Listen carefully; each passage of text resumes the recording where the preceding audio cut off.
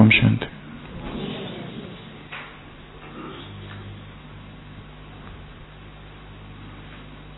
एक अत्यंत अमीर आदमी एक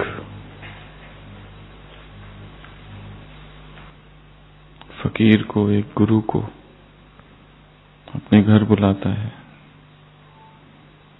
वो घर नहीं, महल है, इतना विराट, इतना भव्य। और वो इस गुरु को एक कमरे से दूसरे कमरे में घुमाता है। ढेर सारी चीजें हैं, वस्तुएं हैं, फर्नीचर है, ऐसी ऐसी चीजें हैं जो शायद उस शहर में किसी के पास ना हो। घंटों तक वो अमीर व्यक्ति उस गुरु को अपने घर में घुमाता है, दिखाता है, ये वस्तु यहाँ से ली है, ये वस्तु वहां से ली है, इसकी कीमत इतनी है, उसकी कीमत उतनी है।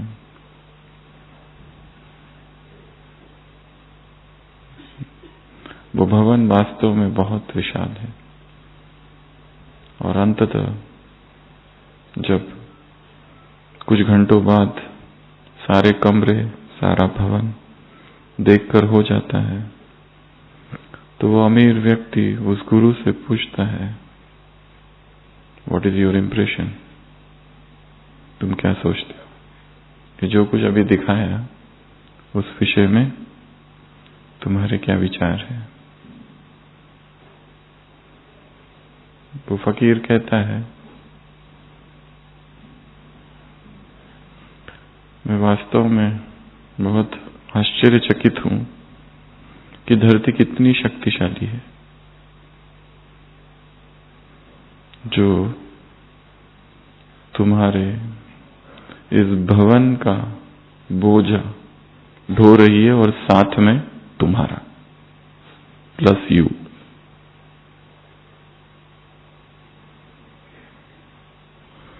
हर व्यक्ति एक बोझ के साथ चलता है, मैं का और मेरा का। ये मेरा है, ये मेरी है, मैं, मेरा और मेरे स्वप्न। ये तीन चीजों के इर्द गिर्द उसका सारा जीवन चलता है। एक तो मैं, एक ये मेरा, और तीसरा मेरे स्वप्न। इन तीनों के बीच में जो भी आता है वो उसे विघ्न लगता है, बाधा महसूस होती है, और वही बोझ बन जाता है। अध्यात्म की यात्रा मैं से खाली होने की यात्रा है, मेरे से खाली होने की यात्रा है, और मेरे स्वप्न से खाली होने की यात्रा है। मैं, मेरा, मेरे स्वप्न, ये बोझ है, भर देता है।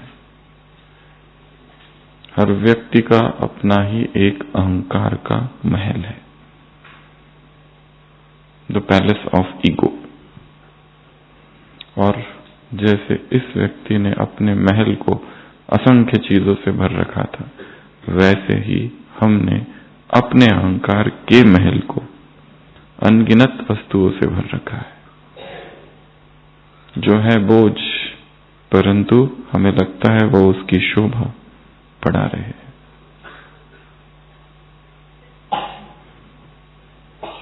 ये सारी यात्रा इस महल को खाली करने की यात्रा है, to empty the palace of ego.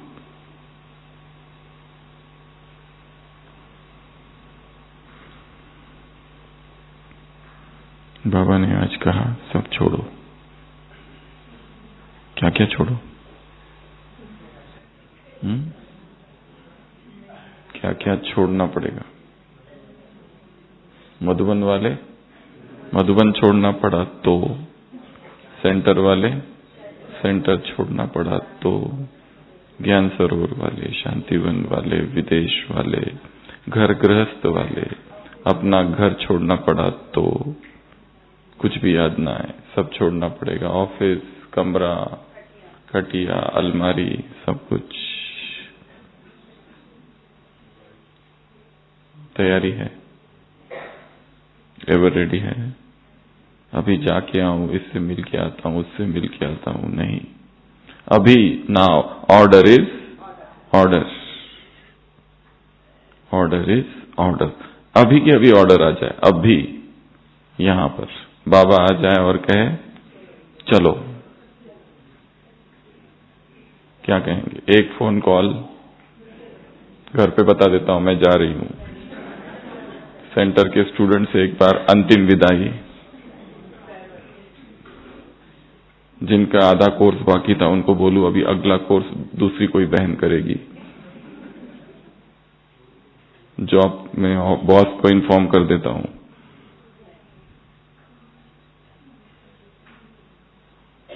Ever ready means now, right now, अब भी तैयारी है। कुछ भी याद ना है, सब कुछ नष्ट होते हुए देखने की तैयारी, खाली है। न किसी को इन्फॉर्म करना है, न किसी को बताना है। ब्रह्मा बाप ने भी डायरेक्शंस दिए, कैसे दिए? अपनी अव्यक्त स्थिति से दिए, मुख से नहीं। ये एक ही पुरुषार्थ है। This moment now. अभी के अभी जाना हुआ, अभी के अभी शरीर छोड़ना हुआ, तो आत्मा की स्थिति क्या है? क्या है अंदर? किसी को बताना नहीं है, किसी से बात नहीं करनी है, किसी से मिलना नहीं है, सब छोड़ना है। और ये आएगा प्रैक्टिस से। इस मुरली में बाबा ने कहा है प्रैक्टिस करो, ड्रिल करो। कौन सी ड्रिल? तो एक ही ड्रिल है, दूसरी और कोई ड्रिल ही नहीं है। एक ड्रिल है और एक धुन है। धुन कौन सी? धुन धुन धुन कौन सी? मुरली में है, सेकंड लास्ट पैरा, घर जाने की धुन। आज की मुरली में है ये, हफ्ते भर का नहीं सुनाना है, आज का सुनो।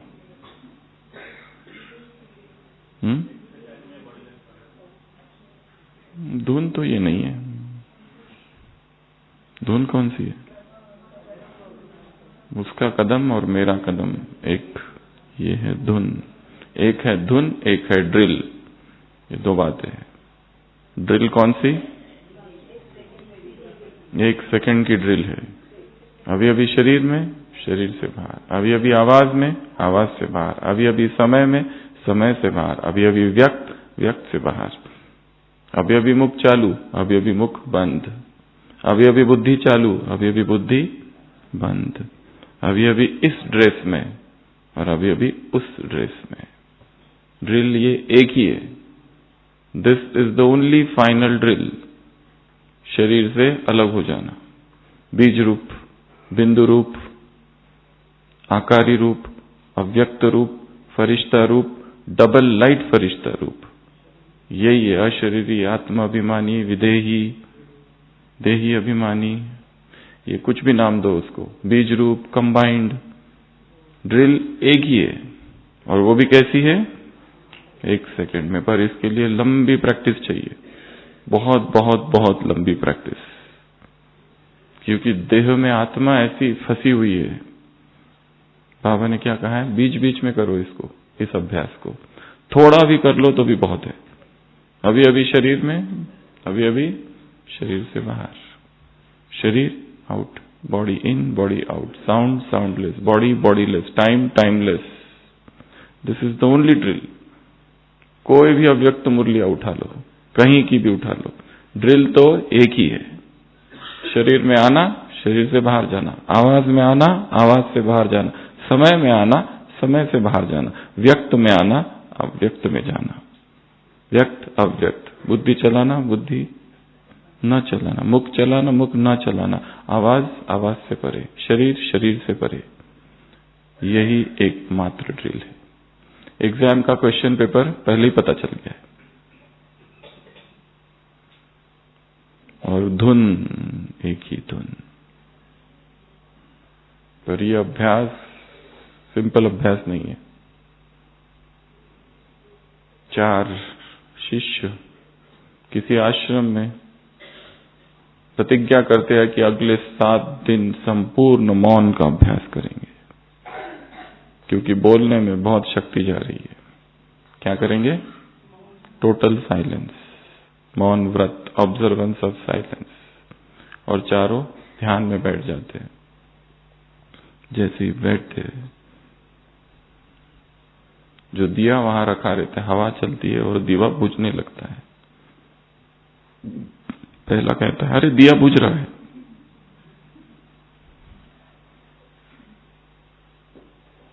दूसरा कहता है, तुम बोले क्यों? तीसरा कहता है, तुम दोनों ही मूर्ख हो, दोनों ने बोल दिया। तीसरा कहता है, मैं ही अकेला हूं जो नहीं बोला। ये इतना कठिन है। सेम व्यक्त अव्यक्त, आवाज और आवाज से परे। इसका अनुभव है, उसका अनुभव कम है।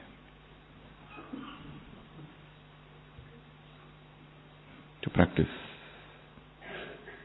कब करनी है? अभी अभी करो, बाद में करो, दिन में करो, रात में करो, दिन रात।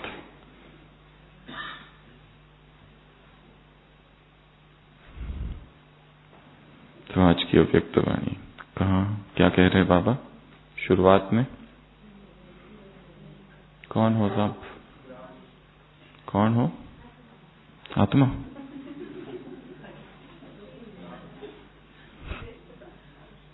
बाप दादा किसको देख रहे हैं? श्रेष्ठ ब्राह्मण आत्माओं को देख रहे हैं। क्यों? पूरी मुरली में कुछ शब्द है जिनकी कोई एक मूर्ति है और कुछ शब्द है जिनकी कोई मूर्ति नहीं। कुछ अमूर्त है, कुछ इमेज वाले हैं। एक चित्र बना के रखना है कि कौन हो। ताज है, तख्त है और तिलक है। अपने तिलक को चेक करना है, ऐसे है या नहीं है। देख लो एक बार। तिलक, ताज देखो, है क्या? है? चेक किया क्या? करो। 2 वहां ताज भी कैसे है? 2।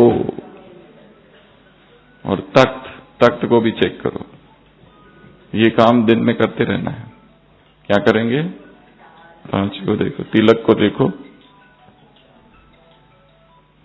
ताज को देखो और तख्त को देखो। ये स्थूल चीजें हैं जो इमेजिन की जा सकती है। ताज कौन सा?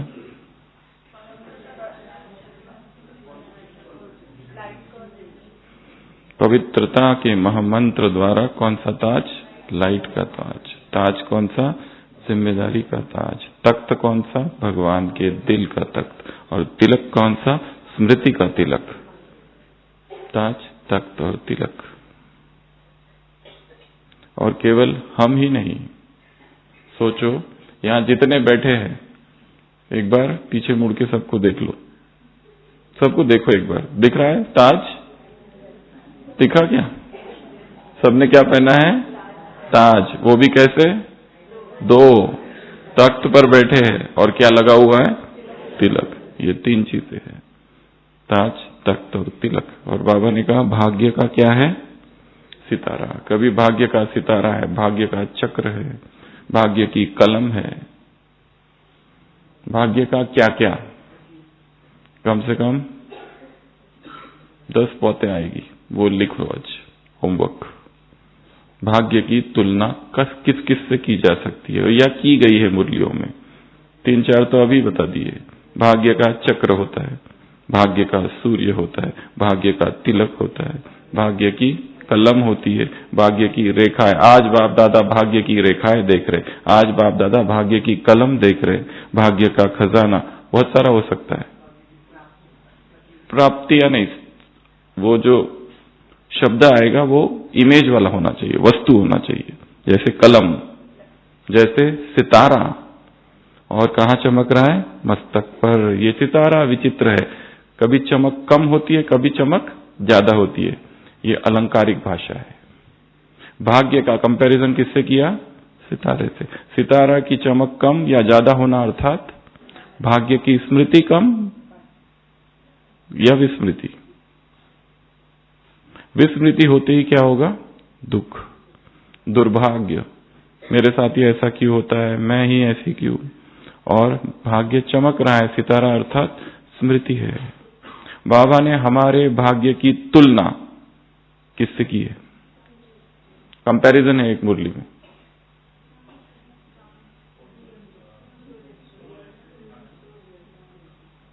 एक व्यक्ति से तुलना की है, श्री कृष्ण से तुलना की है। उससे भी ज्यादा भाग्य वाली आत्माएं तुम हो। क्यों? उसके पास भी ताज तख्त तिलक है, परंतु बचपन से नहीं। तुम्हारे पास जन्मते ही है, पालने में ही ताज तख्त और तिलक है, उसके पास नहीं है। So this is the comparison. मुरली में क्या होता है? कंपैरिजन होता है। एक मुरली में क्या होता है? उदाहरण होते हैं। मुरली में क्या होता है? स्टोरीज होती है। मुरली में क्या होता है? वो अव्यक्त चीजों को व्यक्त चीजों के आधार लेकर समझाता है। भाग्य अव्यक्त है, उसको समझाया कैसे जा रहा है? व्यक्त की चीज एक पकड़ी, एक उदाहरण लिया, उस पर उसको टंगाया, सितारा। नहीं तो सितारे का भाग्य से क्या लेना देना? सितारा तो उधर है आकाश में, समझाने के लिए। और जो लास्ट की मुरलियां है उसमें बहुत कम उदाहरण है। 1915, 1916, 1970, 2017, 2016, 2015, उसमें केवल वाह वाह वाह वाह वाह बच्चे वाह। बाइबल में इसका एक वर्णन है। पूरी बाइबल में जीसस क्राइस्ट अपने शिष्यों के साथ रहा, यहां वहां भटका और हर जगह उदाहरण के रूप में वो बोलता है। जैसे मुरलियों में आता है जैसे। और लास्ट का उसका जो भाषण है, अभी उसको सूली लगने ही वाली है, उसका एक शिष्य ने उसे धोखा दिया है। वो उसका शिष्य उस ग्रुप से निकलकर दुश्मनों के साथ मिला है और कहा है, उनको बताया कि ये लोग वहां हैं, तुम जाकर उसको वहां से पकड़ो। और वहां जीसस क्राइस्ट का अपने शिष्यों के साथ एक अंतिम संवाद है, उसको कहा जाता है सरमन ऑन द माउंट। वो भी माउंट ही है, माउंट सिनाई। ये सरमन ऑन माउंट अबू है भगवान का, यहां दिया हुआ प्रवचन, उसका वहां दिया हुआ प्रवचन है। वो अंतिम प्रवचन वहां देता है, उसके सारे 11 शिष्य बैठे हुए हैं और एक शिष्य अचानक बोलता है, look he is speaking without parables. अब वो जो बोल रहा है वो बिना किसी उदाहरण के बोल रहा है। और उसी भाषण में वो ये भी कहता है, जब मेरा समय आ जाएगा मैं कोई उदाहरण नहीं दूंगा, केवल प्लेन भाषा में बोलूंगा। और तभी वो शिष्य कहता है, now he is talking in plain words without any parables, the time is now. और उसी समय उसे पकड़ने वो लोग आ जाते, अर्थात उसका पाठ अब पूरा हुआ। उसी तरह सारी अव्यक्त वाणियों में क्या है? उदाहरण है, स्टार का उदाहरण। श्री कृष्ण के साथ कंपैरिजन है, उदाहरण है। और आखिरी की मुरलियां जो है उसमें कोई उदाहरण नहीं है, उसमें क्या है? वाह बच्चे वाह, बच्चे कहते हैं वाह वाह वाह वाह। यही है पूरी मुरलियां। उसमें वो गहराई नहीं है जो 60s, 70s, 80s, 90s की मुरलियों में है। ये मुरली कौन सी है? 98 की। सोच रहे सभी विनाश होगा होगा। कौन सा गीत बज रहा है सबके दिल में? होगा होगा का गीत बोला ना मुरली में।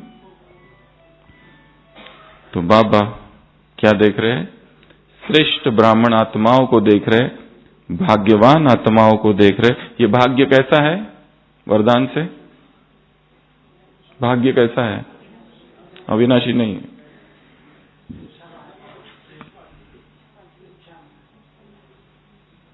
ये भाग्य कैसा है? कोई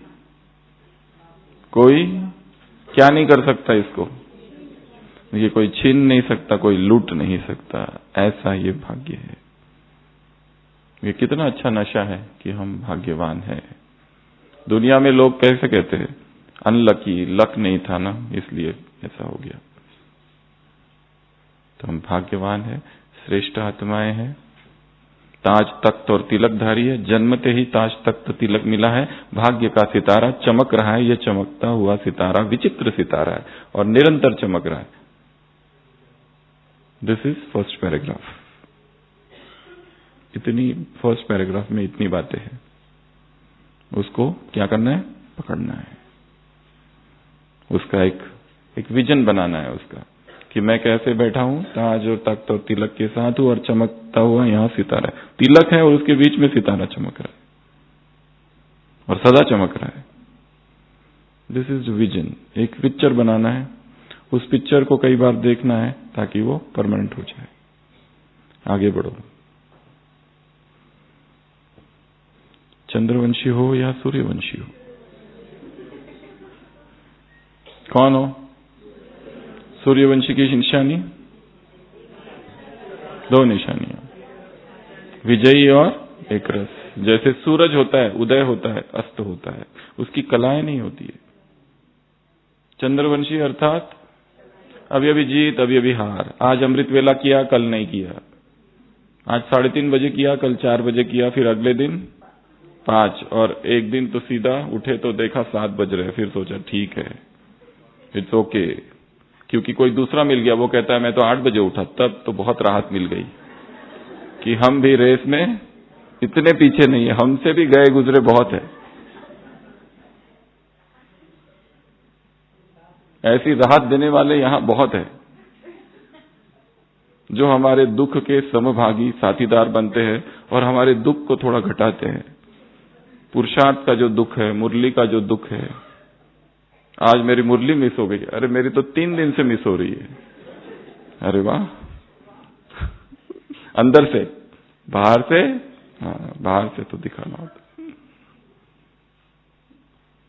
सूर्यवंशी अर्थात सदा विजयी, सूर्यवंशी अर्थात एक रस, चंद्रवंशी अर्थात कभी मेहनत, बहुत मेहनत करना पड़ता है, बहुत मुश्किल है, ये होता नहीं है, बहुत भारी काम है, दिमाग भारी हो जाता है मुरली पढ़ते पढ़ते, पता नहीं बहुत बोझ लगता है। सुनना ठीक है, चुपचाप क्लास में आके बैठो, कोई टेंशन नहीं, कोई पूछता नहीं, ये सबसे आसान काम है। यहां आके बैठो, इस पे टेंशन है थोड़ी।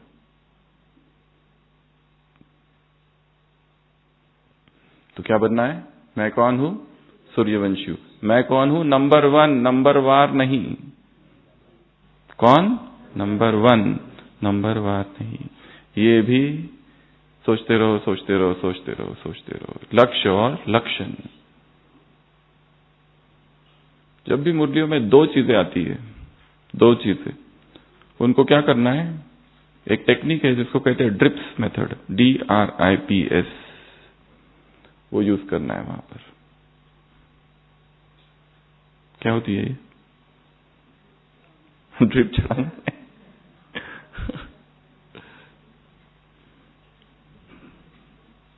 दो चीजों को जोड़ने की ये टेक्निक है। चलो इसकी चर्चा फिर कभी करेंगे, लंबी टेक्निक है। नहीं तो फिर उधर चले जाएगा डिस्कशन कल सुबह। नेक्स्ट, तो लक्ष्य और लक्षण, नंबर वार, नंबर 1, जो सूर्यवंशी, चंद्रवंशी, भाग्य, सितारा, 2 2 2 2 2, ऐसी 2 चीजें उसमें से पकड़ लेनी है। ये आज, कल कुछ और होगा, कहीं 3 होगी, कहीं 4 होगी, कहीं 5 होगी। बाबा को ये ऐसे नंबरिंग गिनाने में बहुत अच्छा लगता है। आज बाबा क्या देख रहे हैं? 5 बातें देख रहे हैं। मस्तक पर ये, गाल में ये, नाक में ये, होठ में वो, कान में वो, हाथ में वो, पैर में वो, दिल में ये। फिर अगले दिन सब चेंज, और एक बात और देख रहे हैं, वो अगली बार सुनाएंगे, जो फिर कभी नहीं आता।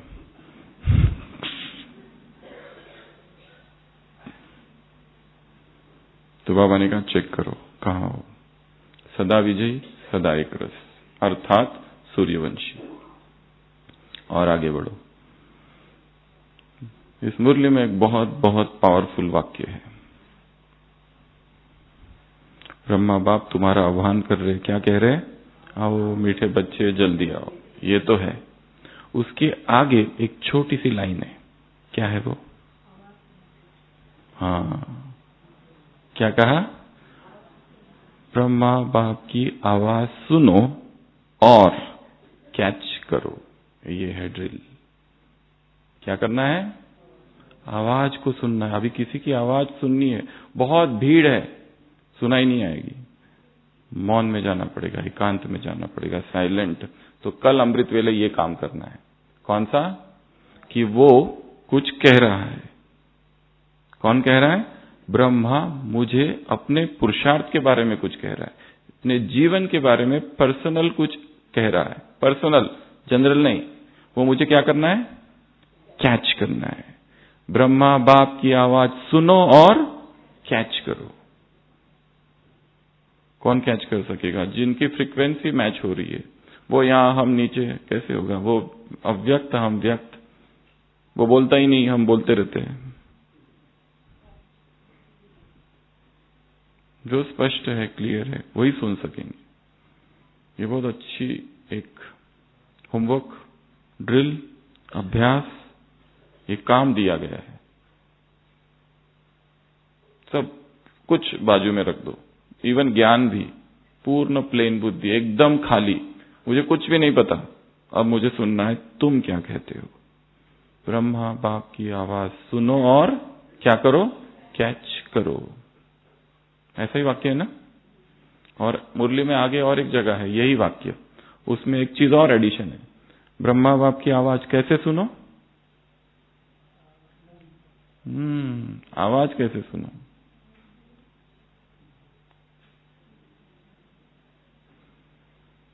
पता नहीं कौन सा मुरली चल रही है, वही चल रही है कि जो सुबह हमने सुनी थी।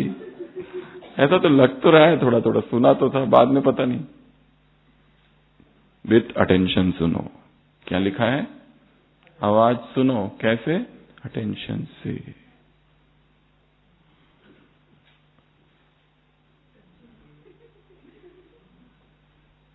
दादाजी है, उनकी घड़ी खो गई है, उनके पास उनके पोते, वो सब बच्चे बच्चे हैं। वो कहता है मेरी घड़ी खो गई है, ढूंढो। सब ढूंढ रहे हैं, इधर उधर उधर उधर, किसी को नहीं मिल रही है। और फिर एक छोटा सा बच्चा जो है वो ढूंढ के लाता है। वो कहता है तुमने कैसे ढूंढी? वो कहता है कि मुझे खटिया के नीचे से आवाज आ रही थी, मैं वहां गया, कान बंद कर अपना आंखें बंद करके वहां पे ऐसे बस सो गया, और फिर मुझे अचानक से आवाज आई, टिक टिक टिक, और फिर मुझे पता चला कि घड़ी वहां है, और फिर मैंने वहां से पकड़ ली। तो कुछ चीजें सुनना है तो क्या करना पड़ेगा? संपूर्ण कंसंट्रेशन, टोटल अटेंशन। अगर इसकी आवाज सुननी है जो अव्यक्त है, जो इस दुनिया में है ही नहीं, तो हमें भी वैसा ही चुप अव्यक्त, ये अमृत वेला कल प्रैक्टिस करना। तो कल की प्रैक्टिस क्या है? ब्रह्मा की आवाज सुनना और कैच करना। और ये भी नहीं समझो कि कल काम नहीं हुआ तो एक ही दिन में काम हो जाएगा। इसकी भी प्रैक्टिस, इसकी भी प्रैक्टिस। एक दिन में कुछ भी नहीं होता है, टाइम लगता है। रोज रोज प्रैक्टिस करो। आज तो बोलेगा, बोल तो रोज ही रहा है, पर सुनाई नहीं देता है। कानों में क्या है? कचरा बहुत है, कुछ भी सुनाई नहीं देता है। उसे निंदा के शब्द बहुत जल्दी सुनाई देते हैं। सुबह भी कह रहे थे, सुबह बताया था ने एक बात कि दो शिष्य झगड़ते हैं आश्रम में। गुरु के पास जाता है, कहते हैं हमारा झगड़ा हुआ। कैसे झगड़ा हो गया? पहले इसने झगड़ा चालू किया, पहले उसने झगड़ा चालू किया। पहले बंदर किसने कहा? कहता है इसने पहले बंदर कहा। मुझे बंदर कैसे कहा? गुरु कहता है मैं कितने सदियों सालों से तुमको सिखा रहा हूं, तुम आत्मा हो, तुम आत्मा हो, आत्मा हो। ये तुमने कभी इधर नहीं लिया, और इसने केवल एक ही बार कहा तुम बंदर हो, सीधा वो तुम्हारे सबकॉन्शियस माइंड के अंदर घुस गया, और तुमने उसे पूर्ण रूप से स्वीकार की कर लिया। पर इस बात को नहीं स्वीकार कर रहे हो जो मैं कह रहा हूं।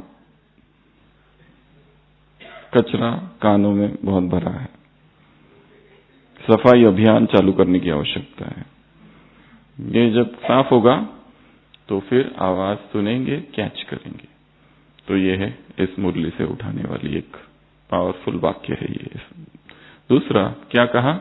फिर दो बातें और, हमारे कदम और उसके कदम। दो बातें, हमारे कदम कहां जा रहे हैं, उसके कदम कहां। बाबा ने कहा तुमको कुछ करना ही नहीं, बस कदम पर कदम रख कर चलो।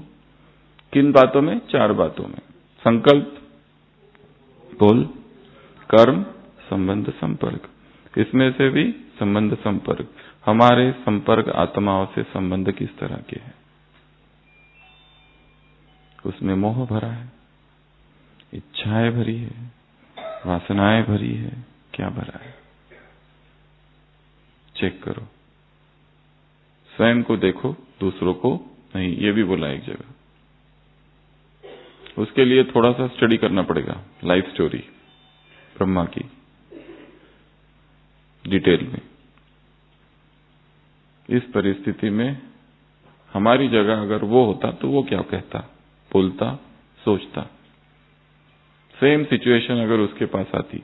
और इस मुरली में सिचुएशंस के लिए एक बहुत अच्छा शब्द प्रयोग किया गया है। कौन सा? परिस्थितियों के लिए। परिस्थितियां जो आती है, बादल। क्या कहा? वो क्या है? बादल है। बादल आए और चले गए। बाबा ने तुरंत मुरली को यहां डायरेक्शन बदला है। बच्चे क्या कहते हैं? 99 99, ये आने वाला है अभी, 99 99, तो क्या होगा, क्या होगा, ये गीत गाते रहते हैं।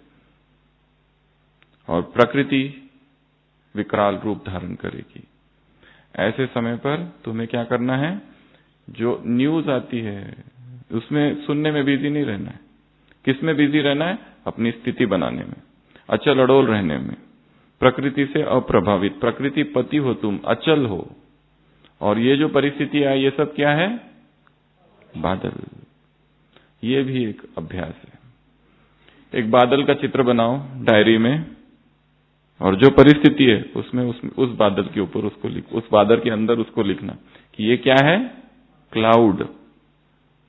और क्लाउड क्या आते हैं और चले जाते हैं। कोई भी परिस्थिति हो, शरीर की बीमारी, क्लाउड है, आया और चला जाएगा। किसी आत्मा से विघ्न आ रहे हैं, वो क्या है? क्लाउड, आया और चला जाएगा, बादल है केवल।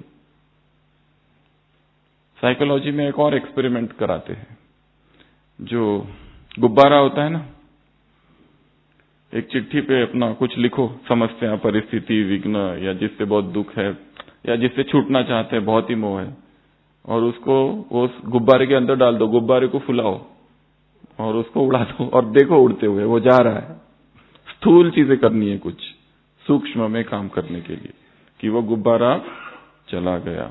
या फिर जिससे हमारा बहुत मोह है, आसक्ति है, बहुत खिंचावट है, बिल्कुल उसके बिना रह ही नहीं सकते, उसको भी इमर्ज करो और देखो सिल्वर कॉर्ड से दोनों बंधे हुए कुछ तार है, और अमृत बेला वैराग की कैंची से उसको क्या करना है? काटना है। स्थूल एक्सपेरिमेंट्स। तो ये सब क्या है? परिस्थितियां बादल, अनित्य है, आज है कल नहीं है। दोनों ही परिस्थितियां, अच्छी भी और बुरी भी, वो भी बदल जाएंगे, ये भी बदल जाएंगे, सब अनित्य है। सब कुछ। शरीर की बीमारियां आएगी, चली जाएगी, उसको पकड़ के नहीं बैठना। छोटा सा ऑपरेशन क्या हो गया, 1 महीने तक किसी का हाथ पकड़ पकड़ के सहारा लेके चलते रहते। क्यों? ऑपरेशन, इतना सा ऑपरेशन। कमजोरी, कोविड वाली कमजोरी अभी तक नहीं गई है, अभी तक चल रही है, शरीर में नहीं, मन में। कोविड आया और चला गया, बादल था।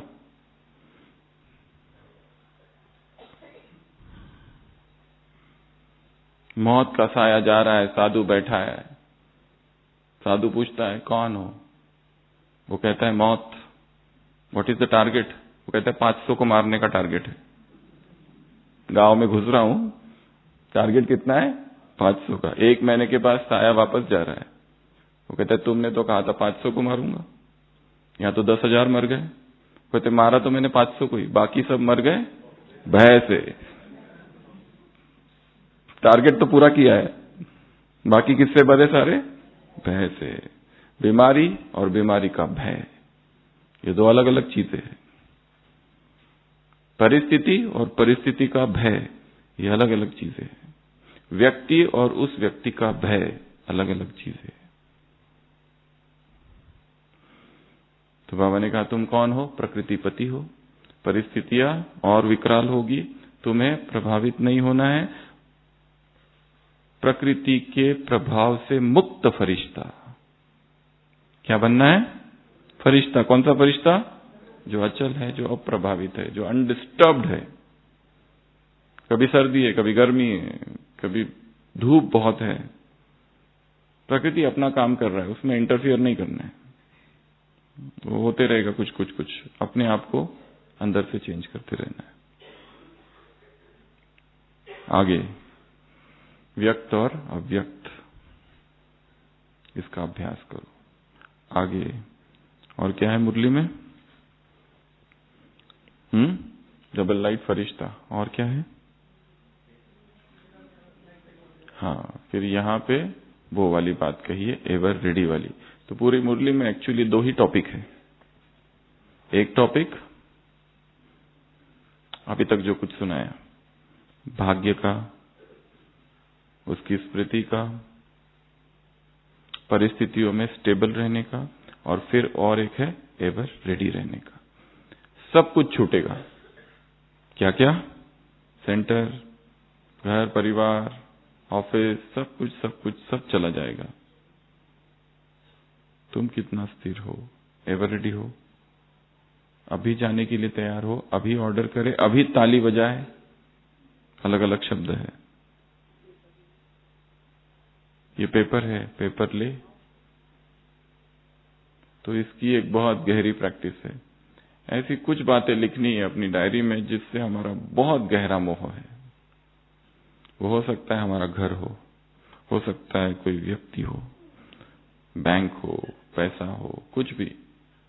ये तो निश्चित है कि सब कुछ जाएगा, कुछ भी नहीं रहेगा। इसके लिए जो कुछ करना है बस सफल करते जाओ उसको, कुछ नहीं बचेगा। हम गए तो सब गया। विनाश कब होगा? विनाश। कौन सा विनाश? तुम्हारा विनाश अर्थात विनाश।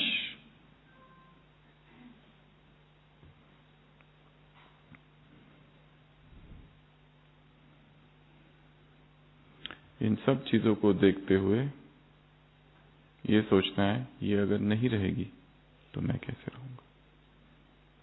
Will I be stable? ये पद जो अभी प्राप्त है वो चला जाएगा, ये पोस्ट चली जाएगी, ये पैसा चले जाएगा, ये व्यक्ति चला जाएगा, ये मोबाइल वो भी चला जाएगा। मोबाइल चला जाएगा। अभी तो मोबाइल 2 मिनट किसी के हाथ में चला जाए तो इस धड़कन बढ़ती है, इधर कहीं हमारा देख ना ले, सीक्रेट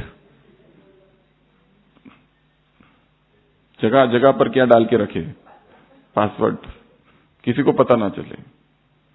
ये एक प्रैक्टिस है, एवर रेडी रहने की प्रैक्टिस। रोज ये प्रैक्टिस करना है कई बार। अभी इसी वक्त अगर मुझे शरीर छोड़ना पड़े, अभी के अभी यहीं पर, एम आई रेडी? बाबा ने कहा सब छोड़ दो, पहला तो ये कहा, और फिर उसमें एक और एक चीज जोड़ी, एरिया वाली। मेरा एरिया। कौन हो? विश्व कल्याणकारी हो। ये कहां से आया? मेरा एरिया कहां से आया? ये भी क्या है? मेरापन। एक है देहभान, एक है देह अभिमान। देहभान अर्थात स्त्री पुरुष या शरीर का आकर्षण या विकार, काम विकार। देह अभिमान अर्थात मेरी विशेषता, मेरी बुद्धि, मेरा ये, मेरा वो, मेरा ये सब क्या है? प्रभु प्रसाद।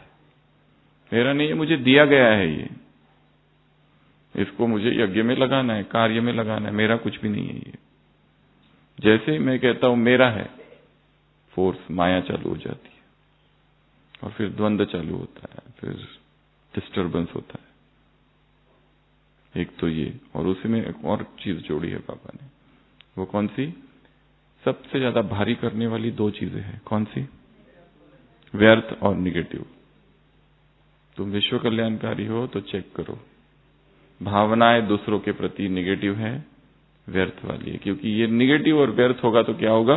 बोझ होगा एक, ये फरिश्ता बनने नहीं देगा। क्यों निगेटिव है भावना? उसकी खोज करनी है थोड़ी। वो चाहे कुछ भी करे, उसको जो करना है करने दो। हमें अपनी भावना को नेगेटिव नहीं बनाना है, क्योंकि नेगेटिव भावना से सबसे ज्यादा नुकसान किसका है? खुद के। एक नेगेटिव थॉट कितना डिस्टर्ब कर देता है। उसने मेरे लिए ऐसा कहा, डिस्टर्ब डिस्टर्ब डिस्टर्ब, पूरी रात चली जाती है, अमृत वेला खत्म, मुरली में कोई इंटरेस्ट नहीं। एक नेगेटिव थॉट में इतनी पावर है। बेहद की दृष्टि, वृत्ति और तीसरा स्थिति। क्या कहा है मुरली में? बेहद की दृष्टि, वृत्ति और स्थिति। जिसको जो कहना है करने दो, हम क्यों डिस्टर्ब हो। हमें अपने आप को ऊंचा रखना है। वो जहां है हम भी वहां अगर पहुंच गए तो डिस्टर्बेंस ही डिस्टर्बेंस है। तो एवर रेडी रहना, डिस्टर्ब न होना, नेगेटिव और वेस्ट, इसको ढूंढना बहुत मुश्किल काम है, क्योंकि निरंतर हम एक बेहोशी में जीते हैं।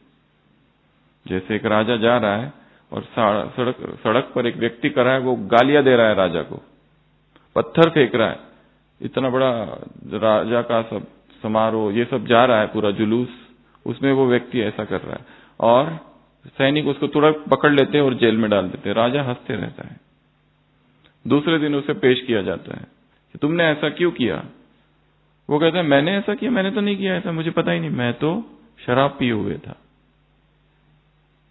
बेहोश था। अध्यात्म की यात्रा होश की यात्रा है। अभी हम भी सभी क्या है, एक रीति से बेहोश।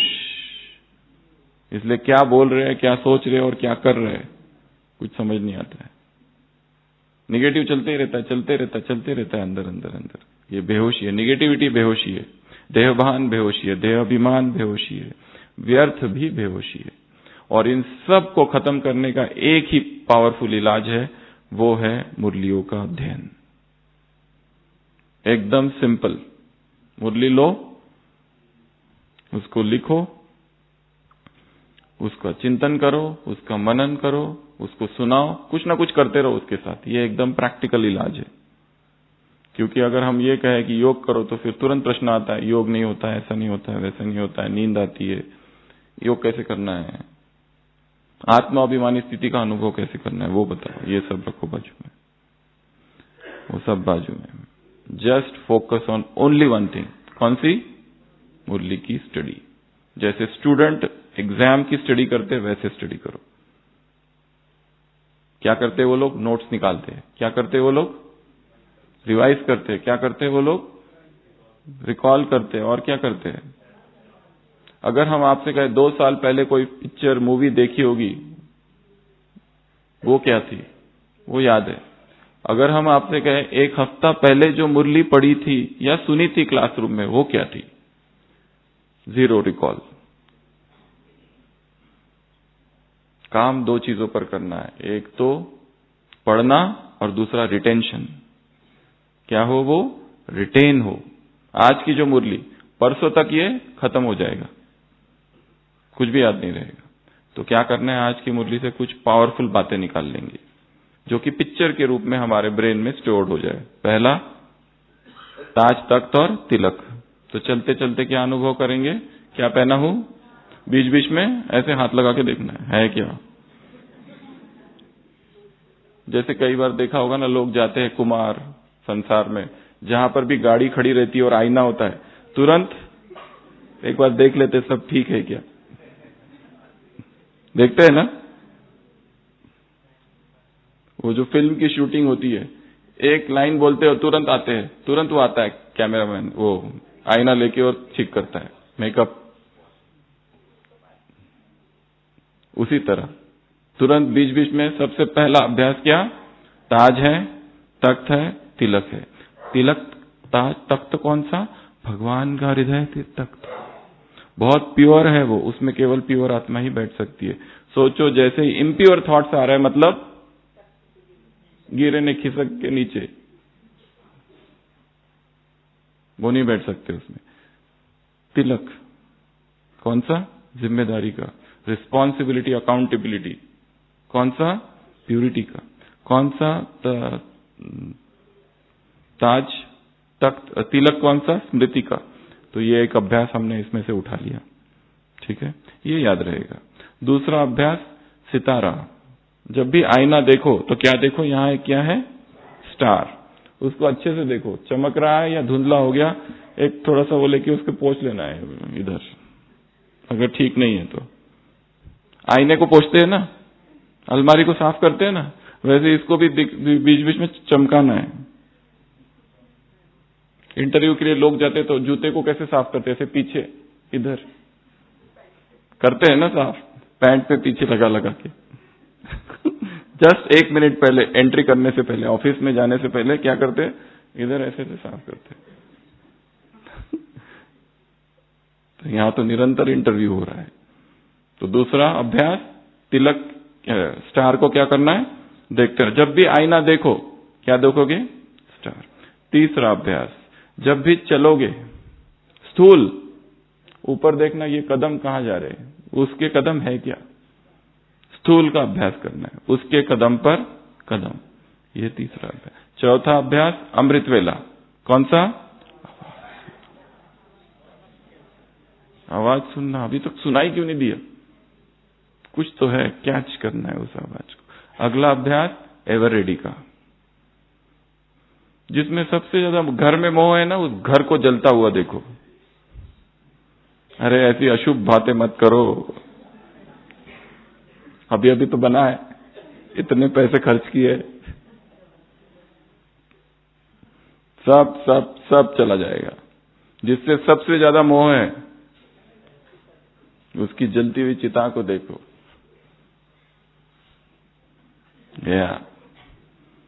क्या करोगे, रोगे, चिल्लाओगे, आउटबर्स्ट, इमोशनल?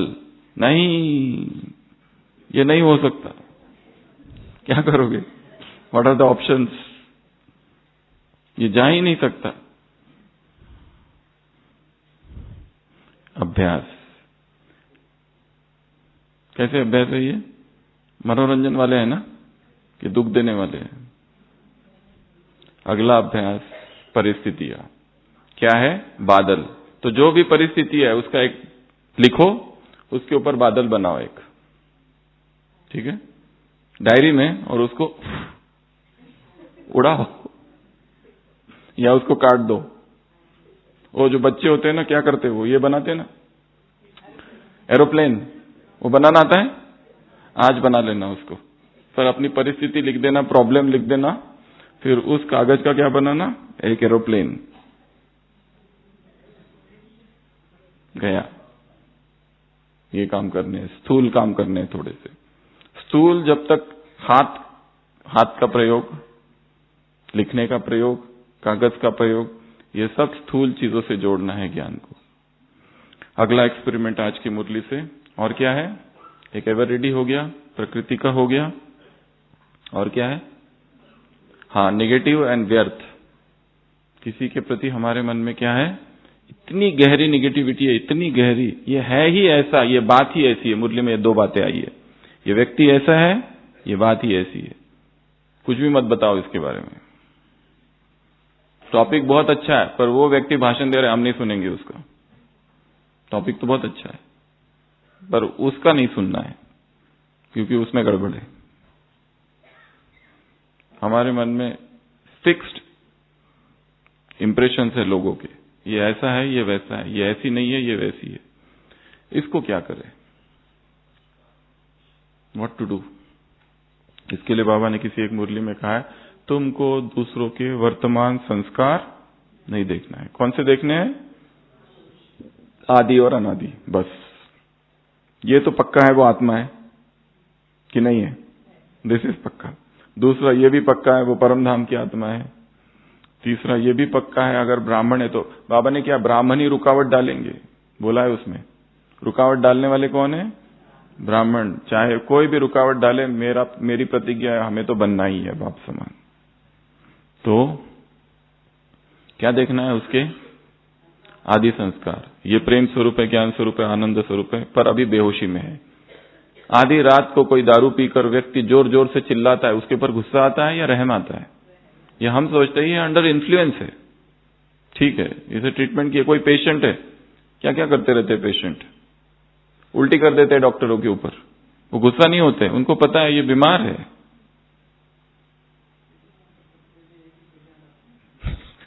अच्छा, डेली ये क्या आता है? तो ये परवश है, ये परवश है, किसी एक संस्कार के अधीन है, बेहोशी में है, नशे में है, इसलिए ऐसा कर रहा है। इसलिए रहमदिल। एक दिन जाग जाएगा, एक दिन होश में आ जाएगा, इसलिए कुछ नहीं करना है। चुप, साक्षी, मौन, सकाश, शुभ भावना, शुभ कामना दूर से देते रहो। बाबा ने कहा रावण से भी, क्या बोला था मुरली में, रावण से भी, हाँ कालापन तो था, रावण से भी कोई बड़ा आ जाए, ऐसा कुछ था ना एक वरदान में कभी तो भी रहमदिल। काला कोयले से भी काला। तो क्या देखना है? ये प्रेम स्वरूप वो 7 आत्मा के गुण वो देखने हैं। और दूसरी और एक संकल्प है कि ये कौन सी आत्मा है? देवकुल की आत्मा है, देवता बनने वाली आत्मा है। बस वर्तमान को नहीं देखना है, ये दो को बार बार इमर्ज करते रहना है। और बाकी हमारा अपना भी तो कुछ हिसाब है उस आत्मा के साथ। वो चुप तो हो रहा है, अच्छा है, होने दो, पर नए नहीं बनाने हैं, कुछ फ्रेश हिसाब, रिएक्शन करके। तो ये एक अभ्यास है। और क्या है आज की मुरली में वरदान, स्लोगन?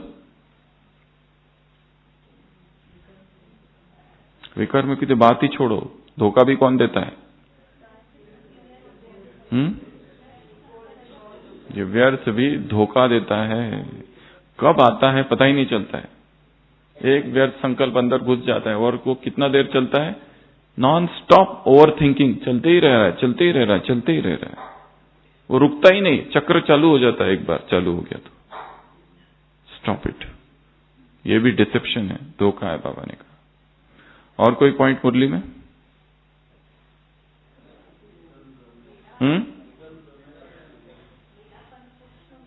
ये मैं वो तो बोल दिया है, मेरा जो एरिया वाला है ना, ये सूक्ष्म मेरापन है, उस पर काम करना है। और धीरे धीरे ये सब जो भी हम में विशेषता है उसको क्या समझेंगे, ये क्या है? उसने दिया है। और जब उसकी इच्छा होगी ना वो वापस भी ले लेगा, फिर क्या करोगे? वो ले लेगा। इसलिए सुदेश बेन कहते हैं ना, टंकी है हम, ये नल है, उसका पानी उस टंकी से इस नल से जा रहा है। नल को कैसा अहंकार, किसका है ये? उस टंकी का, कि महिमा हमारी नहीं। ऐसे कैसे? श्रेष्ठ आत्माओं को, अचल अडोल आत्माओं को, भाग्यवान आत्माओं को ऐसे, इच्छा मात्रम अविद्या आत्माओं को ऐसे, व्यर्थ से मुक्त आत्माओं को, निगेटिव से मुक्त आत्माओं को, डबल लाइट फरिश्ता आत्माओं को, अव्यक्त फरिश्ता आत्माओं को, बाप समान आत्माओं को, कदम पर कदम रखने वाली आत्माओं को ऐसे कैच कर, ब्रह्मा बाप की आवाज को सुनकर कैच करने वाली आत्माओं को, अटेंशन देने वाली आत्माओं को, स्वयं को देखने वाली आत्माओं को, ये ऐसा ही है, ये बातें ऐसी है, ये ऐसा ना सोचकर अचल रहने वाली आत्माओं को ऐसे, प्रकृतिपति आत्माओं को ऐसे, एक रस और विजयी आत्माओं को, सूर्यवंशी आत्माओं को ऐसे, नंबर 1 आत्माओं को ऐसे, लक्ष्य और लक्षण समान रखने वाली आत्माओं को ऐसे, व्यर्थ निगेटिव बोल दिया। और राजधानी का क्या? ताज तख्त और तिलकधारी आत्माओं को, बाप दादा का याद प्यार, गुड नाइट और नमस्ते। हम रूहानी बच्चों की, रूहानी बाप दादा को याद प्यार, गुड नाइट और नमस्ते।